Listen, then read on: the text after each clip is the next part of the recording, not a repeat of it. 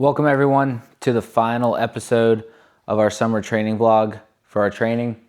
Today we're going to be doing more of a whiteboard session. I'm going to be breaking down the program, what was my goals, what was my intentions, what was I trying to accomplish over these 8 weeks of training, what KPIs were we tracking, how did testing go. I'm still unsure if I want to throw clips within this as I'm talking or save it for the back end and throw some clips in that way. Also, I'm gonna keep this completely raw and completely like a one take. Hopefully I can knock all this out, kind of just giving you guys my thoughts, my feedback, just everything I was trying to accomplish within this training. So this like summer training vlog idea came after a 15-week training during maybe around like April-ish that took me through the spring semester of last year. Really good, like strength numbers went up, my squat went up, I think 30 pounds, bench went up 20 or 30 pounds, clean went up, everything trended in the good direction, right?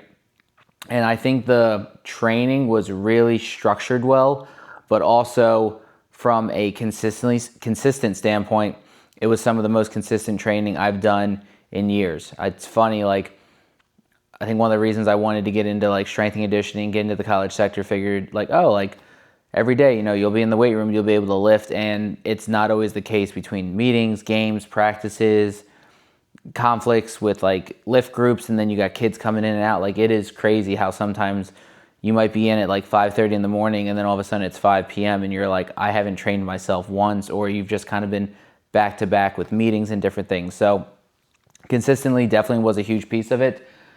But with that, it had my wheels spinning of like, okay, how far can I take this? So then I had another 8-week phase and some things went up. I think bench went up, pull-ups went up, my trap bar deadlift went up, back squats and cleans didn't. And they're kind of big markers for me. And just personally, it's not like, oh, if I can back squat X amount, I'll be able to sprint this amount. Like we'll talk about during this last 8 weeks of training, how my sprints got faster, but my back squats didn't go up. So not everything is a correlation and causation, but that got me thinking like, all right, like how could I structure 8 weeks of training? That kind of bled us through the first couple weeks of September. So I knew teams wouldn't be really fully in the mix yet. School's just starting. We're not really in the heat of everything. So my training could still be very focused. I wasn't doing extra work stuff. I don't know if I've talked to this before, like ref and ice hockey games on the side on the weekends, so could still ably train Friday and Saturdays without any kind of like major issues of like, all right, I got to get done super early in the morning, come back after maybe doing 3 to 5 games, maybe not feeling that great. So what this came in is like, all right, how do I have a focus of getting faster, increasing the KPIs that we'll talk about in this like 8-block period if I hyper focused on it. Also looking at some different modalities of training. So playing around a little bit more with the weight releasers on the overloaded eccentrics that you guys saw. Diving into some more of the functional isometrics.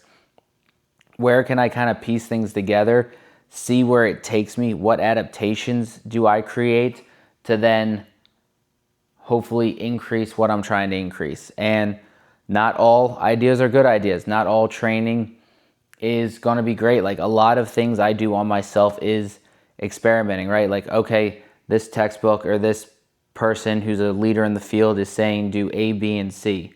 Well, what if I take B and C and try it with D and E? What does that get me? Does it work better? Does it not work as good? Does it work better in the setting I coach and train in? So in here in the garage, I'm limited, right? Like I don't have a lot of machines. I don't have like a cable pull down. So how do I get creative with my training for in here, which when I know I come in, I know I can do everything in here. I have these pieces of equipment. How do I make the best of it? So that's kind of a little bit of back story of this like 8-week summer training vlog. It was, I'm gonna make sure this computer's still on, doesn't go to sleep on me, because I got the program up on there as we go through. So super simple breakdown, right? We had 2 phases. Each of them were 4 weeks. So that's 8 weeks total. Phase 1, we were training 6 times a week. We had 1 recovery day in there. we were looking at an upper and lower focus. We had eccentric day, concentric day, and an isometric day. And we were sprinting 3 times a week. And unlike phase 2, we double dipped on a lot of stuff here. So I'm gonna grab my laptop real quick. So for day 1, and these were long sessions. So this was like that middle of summer. Didn't have any kids training. I had a couple softball girls coming in and out, 1 or 2 track kids. So like my days were very free where I could take hour and 45, 2 hours and 15 minutes, maybe 2 hours and 30 minutes to get my training in. But day 1 was a lower body eccentric focus. We had our acceleration prep in the beginning, and then we had our lift on the back end. Day 2 was an upper body day, eccentric focus again. Day 3 was technically supposed to be a recovery day, so it was a light med ball circuit and some tempo runs. And I'm thinking, honestly, I don't think I did this only once, maybe twice, just because of having to move days. Instead of taking a recovery day, maybe just taking a full off day. The 6 days a week was a lot in terms of my only off day was Sunday. So if something did come up where I had to move a workout or maybe did ref late on Monday night, so then the Tuesday's workout got bumped to Wednesday. It was great. The intention of it was great, right? Midweek, just get some light movement in, get some blood flow going, get the system ready to go for these next couple days. But honestly, never really did it. Day 4 was our lower body iso day. Also, we went back to an acceleration focus, then into our lift. Day 5 was an upper body isometric day. And then finally, day 6 was an acceleration day, or kind of more of a top speed day, technically, that I'm looking at it. And then a lift on the back end, which was all concentric in nature. So a lot of the days we were doubling up on speed and lifting. And I prioritized sprinting on my lower body days to keep stressors the same, right? I'm already sprinting. We already have high ground reaction forces. We're putting a lot of toll on that lower body, so why not keep it with, that's gonna be our lift. Then Tuesday would have been an upper body day.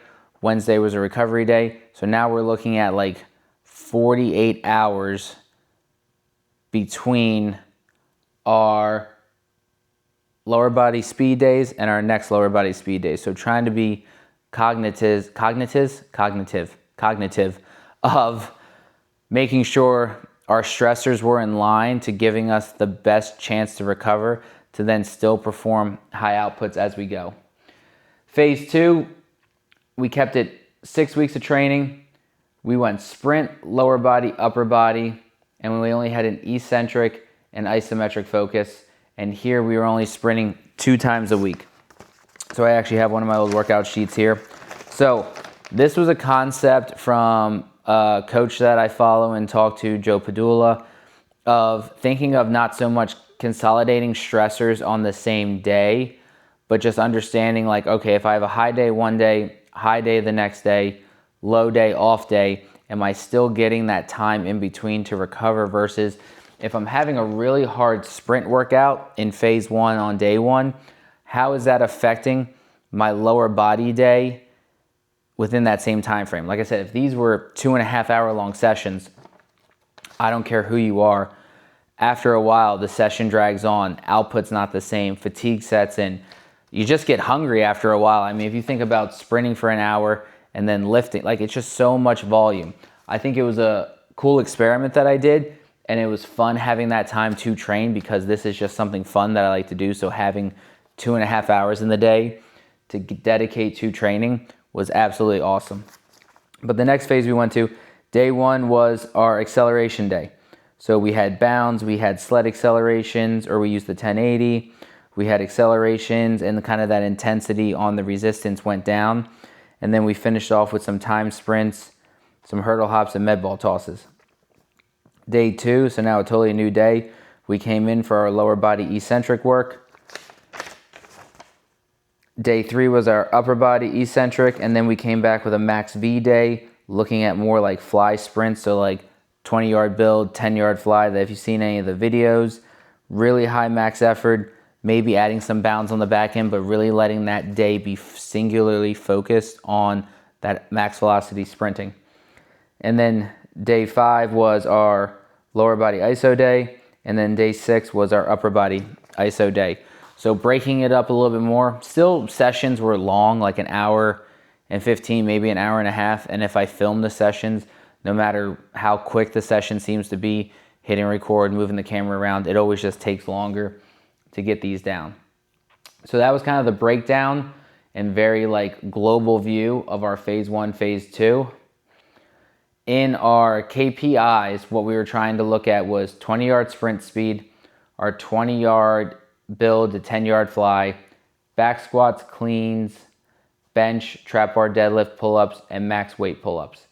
And the only ones that really got better were our sprint.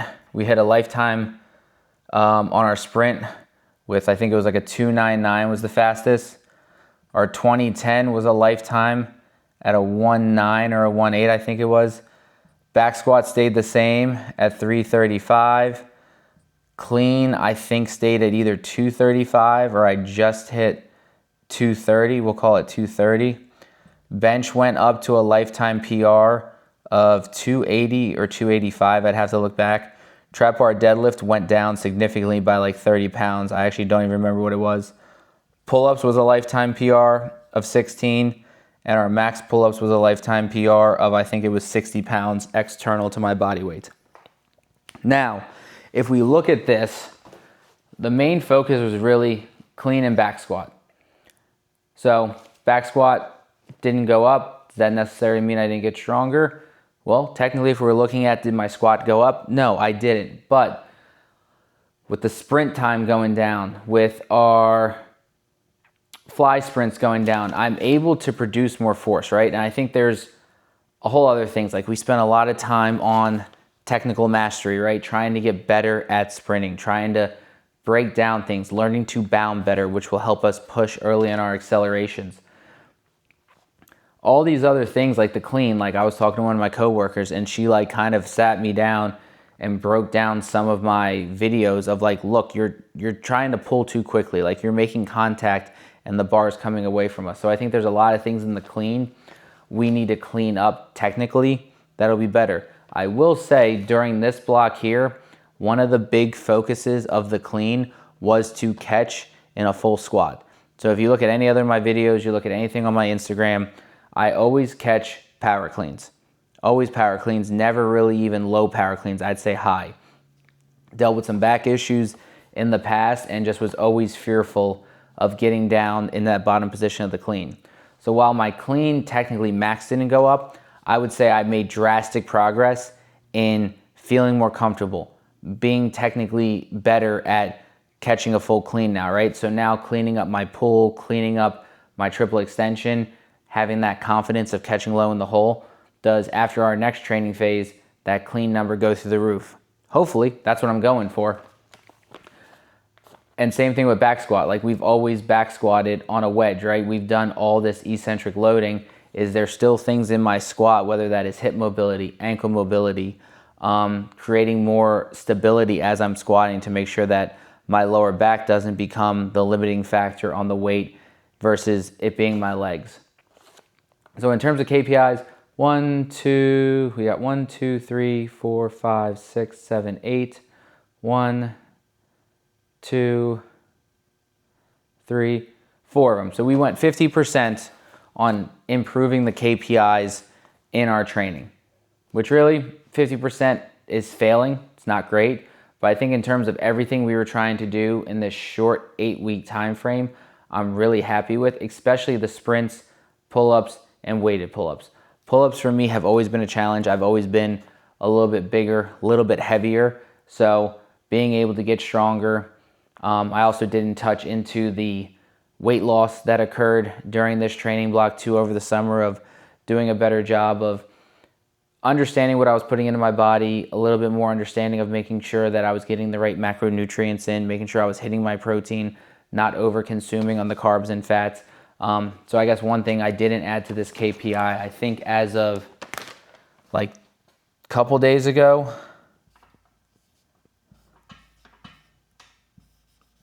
we are 16 pounds down from when I started this training block. So again, mass moves mass, right? We're down 16 pounds. That could be a reason why, hey, we're not able to increase that back squat. It's pretty impressive though that down 16 pounds and I maintained it. I'm not gonna be mad about that. So those are kind of the KPIs we're looking at. This was the phase we were going through and kind of thinking about some of the stuff we were doing. One of the downsides to, I think, this phase here was not getting a true deload week, say like week 9 after phase 2, getting that deload week in. And I think also on this phase 2, only really having an eccentric and isometric day. We did a ton of weight releasers. We did a ton of heavy eccentric work trying to create more strength, right? But then we never kind of took that to heavy concentric work to make the system have to work in higher percentages, 85, 90, 92, 95. Every time we were on the weight releasers for our back squats, I have it right here. I mean, we were only ever coming up with 70%. Yeah, we might have been going down with 120% of my 1RM, but that concentric never went above 70. So looking at this, I definitely think either taking this phase out longer, so having a phase 1, a phase 2, and then even if it's only like a 3-week phase 3, that would take us to 9, 10, 11, maybe another 4 taking us to 12 weeks. I think some of these numbers would even jump further once we then kind of built strength, stressed our system, especially with these heavy eccentric and these max effort overcoming isos. Do we then see better numbers coming forward? And again, this is 90% of the reason I train and why I do the things I do is to play around with concepts, to second guess myself, to learn something, and instead of immediately throwing it in a program for you guys to buy if you follow any of my workouts or give it to my athletes, hey, let me try it. Let me try it as is. Let me then manipulate it. Then let me try that and kind of see how it works, how it doesn't work. Does it fail? Is it a massive success? But that would kind of be how I would look at adding a phase 3 to this as we're going through. I will say, if nothing else during this 8 weeks of training, I have thoroughly enjoyed and appreciated sprinting more. Like the technical side of sprinting, getting learned to bounce. If you guys look at day 1 of summer training vlog and then you look at the last week, yes, the last week of bounds are probably still not tracked pretty. They're not like some of my athletes when I watch them. But in terms of being able to create force, to create momentum, like I'm so proud of myself of kind of how we've come with this sprinting. And again, a 299, like I think the last time I had, before we really started this, like my best sprint was like a 3.3. And now like 2.9s. It wasn't like we hit a 2.9 once. Like we hit 2.9s consistently throughout this training. That 1.19 in that fly sprint, it was, we hit it the week prior. We hit it a little slower, hit it a little slower, hit it, I think it was. And then the next week coming, like we hit it twice. So it's not like those were just flukes. Like we're staying consistently low in those times. But yeah, so we are, I guess it's about like 20-ish minutes in, maybe 15 minutes in. Really just wanted to keep this super raw, give you guys some idea of the layout, give you guys some more information, give you guys the feedback of how testing went.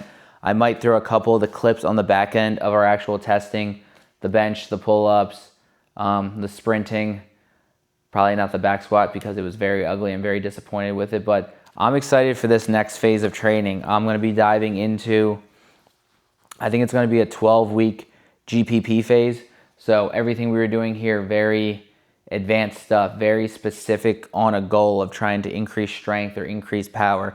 I want to bring it back now. I want to focus more on mobility, flexibility, full range of motion, creating a larger work capacity in these movements. So that way, when I'm getting to heavy singles, heavy doubles, we're going under heavy eccentric loading, I have that capacity to recover from set to set and from training session. So next phase we're going to go into is a GPP phase. A lot of the sprinting is going to be very dumbed down. It's going to be super basic, working on our dribbles, working on our foot position, going to some wall drills, going to understanding just that first 2 to 3 steps of our acceleration. What does our shin angle look like? And we'll be diving in this. I'm hopefully going to be filming all of that to be able to give you guys looking at different concepts between mobility. I think for this next training block, I'm really going to focus and put my eggs into some of the FRS, pails and rails, a little bit more cars. It's something I've started to put in with my athletes, but I've never really, I'm not gonna say take it seriously, but I haven't done it much for myself. So I'm excited to kind of see how I can incorporate that in my own training and kind of see the benefits as we go through. Another big thing coming forward for this training block is with our back squats. I've always squatted on a 15-degree wedge. I want to increase my mobility. I want to increase my positioning to where I can just be in my weightlifting shoes, hitting the depth I want to, keeping an upright torso, not having anything flare up from pain. So pretty much the next phase is just this rebuild, and hopefully we can, over 12 weeks, get myself into better positions, increase that mobility to hopefully then, as we take maybe another 12 or 10 weeks diving into a more specific strength phase, we're in better positions, being able to handle what we're going to be doing. So guys, let me know if you like this. If you like this raw one, like I said, this is unscripted. This is the whiteboard. I don't know if I should have wrote more stuff up here, if I should have put the workout up here. Honestly, one take, one cut. Let me know if you guys like these kind of videos of me basically just ranting and going through stuff. I'm sure when I'm editing this, I'm going to look back and wish I didn't say 3 or 4 different things or didn't say a million times.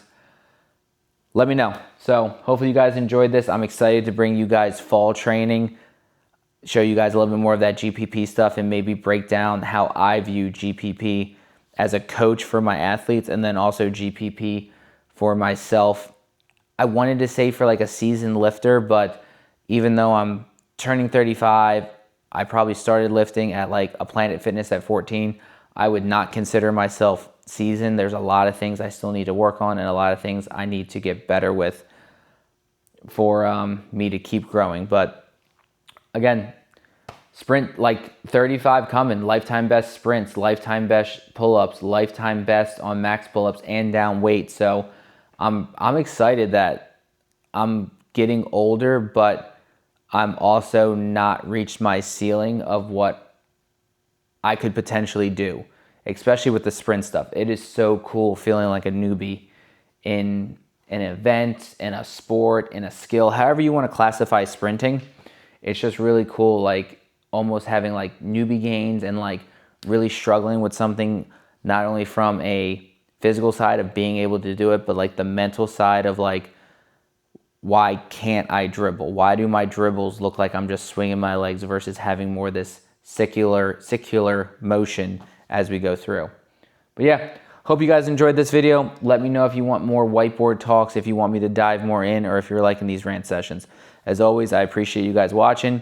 Feel free to leave a comment if you want me to dive into more of like, hey, write out the entire workout, or do like a screen share where I have my Excel sheet up and we can dive into each rep, each set, how I break things down. Feel free, let me know if you guys would be interested in that. Thank you guys for watching, and hopefully you guys are looking forward to the fall training series.